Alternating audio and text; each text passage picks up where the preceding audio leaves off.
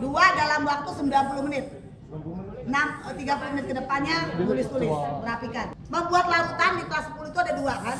Dari zat padat dan dari larutan pekat. Misalnya dari NaCl padat, kamu disuruh membuat 100 mili NaCl 1M. Berarti apa yang kamu lakukan? Kamu harus menimbang dulu. Bagaimana cara menimbangnya? Kamu harus menghitung dulu. Poin terbesar di sini nanti kalau yang dapat ini adalah hitungannya. Ya, jadi dalam kolom perhitungan kamu akan tulis nanti di dalam lembar itu ya, lembar laporannya di kolom perhitungan akan kamu harus buat perhitungannya. Nah, jadi 100 mili 1M. Nah, ml kan 58,5. Cari dulu, berarti masanya berapa?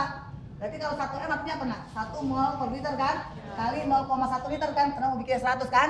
Kali masanya 58,5 gram per 1 mili. Berarti 5,58 gram yang harus kamu timbang. Dah? Pinjam timbangan. Pakai yang house aja. Caranya apa? Supaya tidak repot nanti bolak-balik, kita menimbangnya dengan gelas ukur yang kecil. Ya, jadi caranya ukur dulu gelas ini. Ukur. Nah, misalnya dapat ukur 100 gram. Kemudian geser batu timbangan, tambahkan 5,85 gram. Oke, geser batu timbangan, baru kemudian masukkan NaCl kristalnya sampai nanti di sininya setimbang. Jelas? Itu berarti sudah 5,85 gram. Jadi jangan lupa ya. Kalau nggak pakai ini pakai kertas boleh. Tapi pakai kertas pun jangan lupa timbang dulu kertasnya. Kamu larutkan dulu. Larutkan sebagian. Kira-kira kan 5,85 kan banyak gitu ya, hampir segini tuh banyak tuh. Berarti kalau kita pakai air kira-kira berapa ya? Kira-kira 30 lah. 30 atau 40. Bisa ya. Aduk sampai dia semua larut.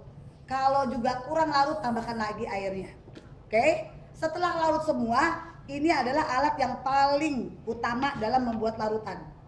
Tapi ngomong-ngomong mana dia itunya ya? Tutupnya. Oh, ini dia. Nah, ini yang disebut dengan labu ukur. Jadi kamu harus pinjam ini. Cari yang ukuran 100. Oke? Masukkan tadi air ini. Sudah, hati-hati. Siapa yang tangannya juga suka gemeteran, paling mudah memasukkan, bantu dengan corong gelas.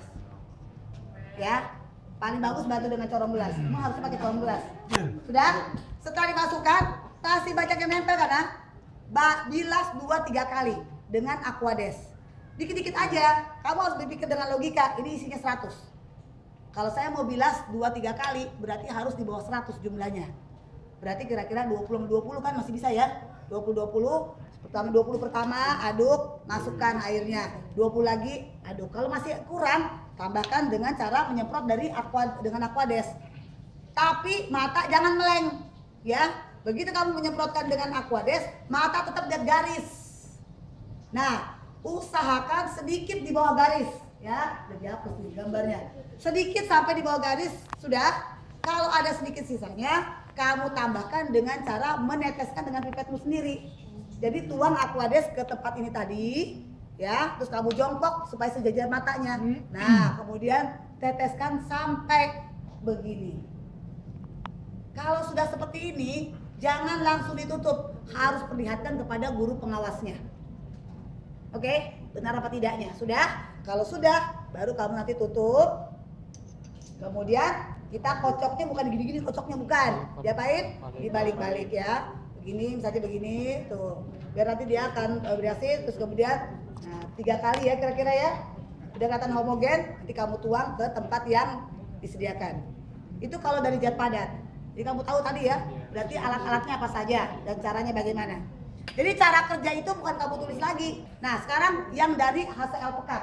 Kalau ada yang dapat ini, jadi nggak dua-dua aja nak yang membuat larutan. Salah satu saja. Mungkin misalnya Darren dapat membuat larutan, tapi dapatnya yang ini.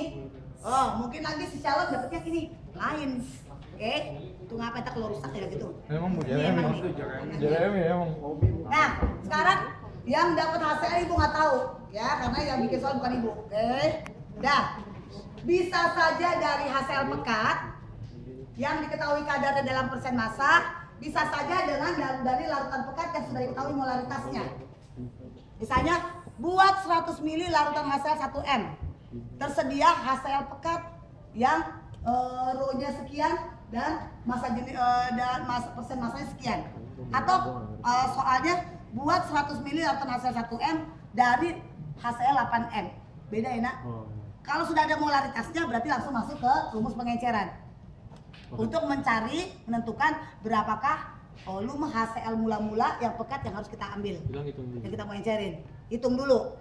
Tapi kalau yang dari sini, yang ada yang tulisannya begini, soalnya berarti kamu harus hitung dulu, harus konvers dulu satuan ini menjadi satuan molaritas yang pekat. Ya, misalnya seperti ini berarti seperti ini molaritasnya dapat 12 M. Oh, berarti latan 12 M ini berapa mili yang harus saya ambil supaya saya bisa membuat 100 mili yang kadarnya 1 M. Masukkan. Berarti ini dua volumenya mau diambil bola-bola, ininya 12 M. Mau bikinnya 100 yang kadar 1 M, dapat 8,33 mili. Kalau 8,33 mili karena kan zat cair, maka kita harus mengambilnya dengan gelas ukur ini. Karena cuma 8 mili, jangan ngambil yang 25 mili ukurannya. Nah, apa yang harus dilakukan? Encerkan dulu, kan belum nyampe 100 nih, belum nyampe 10. Ambil aquadesnya, kemudian kamu encerkan sampai, ya jangan sampai penuh lah. Sudah. Kemudian masukkan langsung ke ini. Masukkan langsung ke labu ukur. Itu tetap pakainya ini. Setelah masuk, bilas tepatnya 3-4 kali. Ya, supaya zat-zat tadi yang pekatnya masih nempel akan masuk ke dalam larutan ini. Kalau sudah 3-4 kali, kemudian baru sisanya pakai aquades. Langsung kamu semprotkan dari botolnya. Jangan lupa, tadi sisakan sedikit di bawah garis. Ya, kekurangannya gunakan dengan pipetmu sendiri. Seperti itu. Terus kalau misalnya menguji dia asam lemah atau kuat, menguji asam basahnya gimana nak? Gunakan apa? Lakmus. Lakmus aja. Lakmus merah, lakmus biru. Dua-duanya tuangkan bersama-sama. Jelas ya? Harus satu ya, sepasang. Kalau dia asam pasti merah tetap merah, biru jadi merah. Kalau dia basah, yang merah jadi biru, yang biru tetap biru. Tapi kalau dia netral, yang merah tetap merah, yang biru tetap biru. Jadi nggak boleh satu indikator, harus sepasang indikator. Mengerti itu?